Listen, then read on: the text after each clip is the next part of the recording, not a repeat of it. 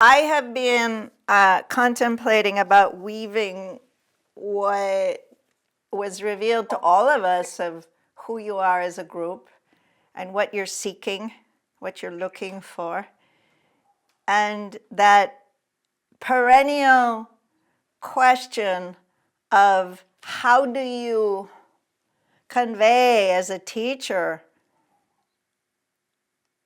the light that can be found everywhere, even in the most mundane. It's not the job, it's the way that you participate in the job.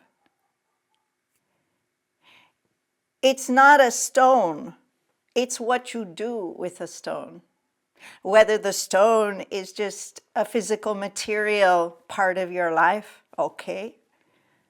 Or whether the stone inspires you to a higher vibration that is love with the light.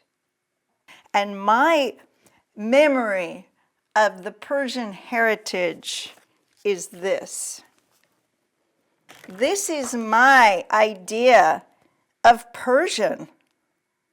And so I have this fantasy fairy tale memory, and maybe I have an Oriental memory because I have loved the ancient traditions of the carpets and the tapestries and the fabrics and the color, because in it there is God. In it is the light through the beauty. And I see the Persian tradition as so, the photographs, the paintings as so beautiful. I don't know about the daily life of the mother that makes you all feel guilty, blah, blah, blah. So this guy, Omar Khayyam, was a famous poet, and I have had this book on my shelf forever. So I read something last night and I went, wow. First of all, I was so surprised it's Yogananda. It's one of our masters, of course. And so I'm going to read you something. And this makes sense to you if you listen. This is a poem by this guy, Omar Khayyam, who had the reputation that he was an existentialist that turned away from God and only talked about wine and drinking and women. That was the reputation he had. And he was very popular. And he was translated by an English guy. And then, I don't know how Yogananda got a hold of it, but there was a new looking at his work, that it's all really poetry about God. So this guy writes, "Come, fill the cup, and in the fire of spring the winter garment of repentance fling. The bird of time has but a little way to fly, and lo, the bird is on the wing." Now, I happen to love poetry, and you guys might be thinking, what the heck is that? Okay, so this is, Yogananda gives it a glossary. To fill the cup, fill your consciousness with the fire of spring, the warmth of spiritual enthusiasm. Winter garment of repentance, the soul bliss freezing regret. So the soul bliss, meaning the Mahasamadhi freezing, you cannot achieve Mahasamadhi if you have regret, that follows physical indulgence. Meaning, don't waste your time just with, and physical indulgence doesn't mean debauchery. It can mean just obsession about what is your work gonna be. What is my job gonna be? How am I gonna make money?